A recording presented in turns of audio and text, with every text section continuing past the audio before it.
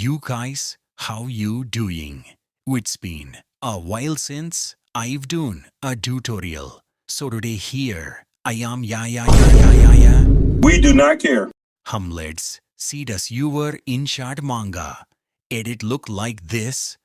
Oh, hell no, man. Bro's shake be looking like an earthquake simulator. Do you want to edit like this?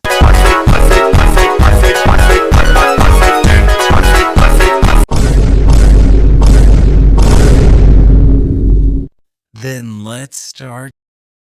Just copy what I am doing. I can't add voice to every steps.